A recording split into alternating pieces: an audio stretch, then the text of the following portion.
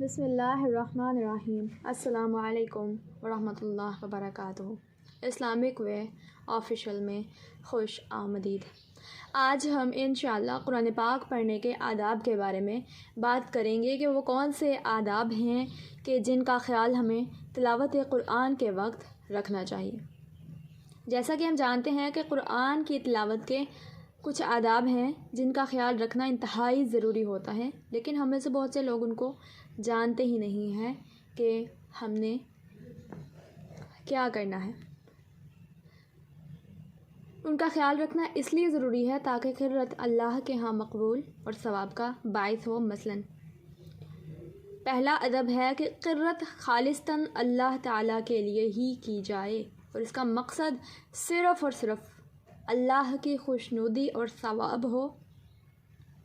فرمان باری تعالیٰ ہے وَمَا أُمِرُوا إِلَّا لِيَعْبُدُوا اللَّهَ مُخْلِصِينَ لَهُ الدِّينَ، اور انہیں حکم تو یہی دیا گیا تھا کہ وہ خالصتاً اللہ ہی کی عبادت کریں،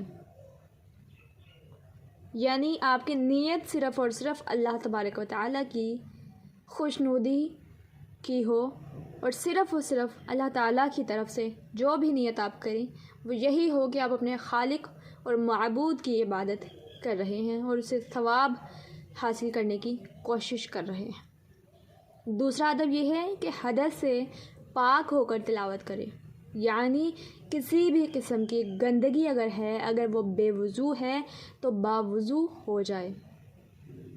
فرمان باری تعالیٰ ہے لا یمسہ الا المطہرون، اسے صرف پاکیزہ لوگ ہی چھوتے ہیں۔ تیسرا ادب قرت کے وقت ہاتھوں کو بے فائدہ ادھر ادھر نہ ہلاتا رہے اور نہ بلا ضرورت اپنی آنکھیں ادھر ادھر پھیرتا رہے۔ چوتھا ادب مسواک کر کے اپنا منہ پاک اور صاف کر لے، کیونکہ یہ قرآن کی راہ ہے۔ پانچواں ادب بہتر یہ ہے کہ تلاوت کے وقت قبلہ رخ ہو جائے، کیونکہ یہ سمت سب سمتوں سے افضل ہے۔ چھٹا ادب قرت سے بیشتر اعوذ باللہ من الشیطان الرجیم پڑھ لے۔ ساتواں ادب اگر سورت کی ابتدا سے شروع کرے تو بسم اللہ الرحمن الرحیم پڑھ کر شروع کرے۔ آٹھواں نمبر قرآن ٹھہر ٹھہر کر پڑھے، گویا اسے محبت اور آہستگی سے پڑھ رہا ہے، کیونکہ مقصود تو غور اور فکر کرنا ہے جو جلدی پڑھنے سے حاصل نہیں ہو سکتا۔ نوواں ادب اپنے ذہن اور فہم کو کام میں لائے تاکہ یہ سمجھ لے کہ اسے کیا کہا جا رہا ہے اور یہ بھی سمجھ لے کہ کس کی طرف سے کہا جا رہا ہے۔ نمبر 10 پہ جو ادب ہے وہ یہ ہے کہ رحمت کی آیت کے وقت اللہ سے رحمت طلب کرے، عذاب کی آیت کے وقت پناہ مانگے، تسبیح کی آیت کے وقت تسبیح کرے اور جب سجدہ کی آیت سے گزرے تو سجدہ کرے۔ نمبر 11 پہ پڑھتے وقت ہر حرف کی ادائیگی کا حق ادا کرے، حتیٰ کہ لفظ پورا ہونے پر کلام واضح ہو جائے، کیونکہ ہر حرف کے بدلے 10 نیکیاں ملتی ہیں۔ نمبر 12 پہ آتا ہے تلاوت کے وقت خشوع، اطمینان اور وقار کا ہونا ضروری ہے۔ نمبر 13 پہ آتا ہے قرآن کو تجوید کے قواعد کے مطابق پڑھے اور جو ایسا نہیں کرے گا وہ گناہ گار ہوگا۔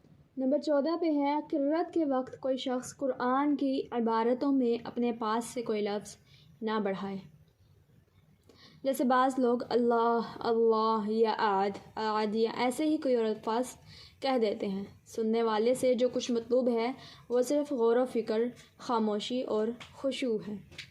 نمبر 15 پہ ایسی باتوں کے لیے قرت منقطع نہ کرے جن کا کچھ فائدہ نہیں۔ نمبر 16 پہ جو ادب ہے وہ یہ ہے کہ ہمیشہ پڑھتے رہنے سے قرآن کی محافظت کرے کہ اسے بھول جانے کا عارضہ پیش نہ آئے، یعنی کہ اگر ہمیشہ پڑھتے رہے تو قرآن اسے بھول نہیں پائے اس پر کوئی دن ایسا نہ گزرنا چاہیے جس میں اس نے قرآن سے کچھ بھی نہ پڑھا ہو، اور بہتر یہ ہے کہ ہر روز ایک پارہ سے کم نہ پڑھے۔ اس طرح اسے کم از کم ایک مہینہ میں ایک بار ضرور قرآن مکمل کرنا چاہیے۔ نمبر 17 پہ ہے جس قدر ممکن ہو قرآن کو اچھی آواز سے پڑھے، کیونکہ حدیث میں آتا ہے قرآن کو اپنی آواز سے مزین کرو۔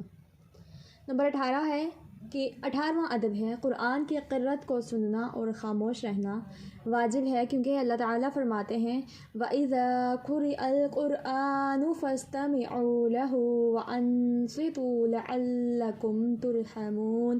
جب قرآن پڑھا جا رہا ہو تو اسے غور سے سنو اور خاموش رہو تاکہ تم پر رحم کیا جائے۔ 19 ادب ہے مصحف کا احترام کرے، نہ اسے زمین پر رکھے، نہ اس کے اوپر کوئی چیز رکھے، اور نہ ہی اسے اپنے کسی ساتھی کی طرف پھینکے کہ وہ اسے پکڑ لے، اور اسے صرف اس حالت میں چھوئے جب وہ پاک ہو۔ اللہ تعالیٰ فرماتے ہیں فی صحف مکرمہ مرفوعۃ مطہرہ۔ قرآن قابل ادب اوراق میں لکھا ہوا ہے جو بلند مقام پر رکھے ہوئے اور پاک ہیں۔ 20واں ادب ہے جب تلاوت سے فارغ ہو تو اپنے پروردگار کی تصدیق کرے اور اس کے رسول کے قرآن کو پہنچانے کی شہادت دے، اور یہ شہادت دے کہ وہ برحق ہے۔ گویا اسے یوں کہنا چاہیے اے ہمارے پروردگار، تو نے سچ فرمایا اور اپنے رسولوں کو پہنچایا، اور ہم اس بات پر گواہ ہیں۔ اے اللہ، حق کے گواہ بنا جو انصاف پر قائم رہنے والے ہوں۔ 21 پہ ہے ختم قرآن کے وقت اکٹھے ہونا اور دعا کرنا چاہیے، کیونکہ ایسی دعا مستجاب ہوتی ہے۔ نمبر 22 پہ اور سب سے لاسٹ والا جو ادب ہے اگر سردیوں میں قرآن مکمل کرے تو رات کے ابتدائی حصہ میں مکمل کرنا چاہیے، اور اگر گرمیوں میں کرے تو دن کے ابتدائی حصہ میں پڑھے۔ اور اس میں حکمت یہ ہے کہ حدیث میں آتا ہے کہ اگر رات کے ابتدائی حصہ میں مکمل کرے تو صبح ہونے تک فرشتے اس پر رحمت بھیجتے رہتے ہیں، اور اگر دن کے ابتدائی حصہ میں کرے تو شام ہونے تک فرشتے اس پر رحمت بھیجتے رہتے ہیں۔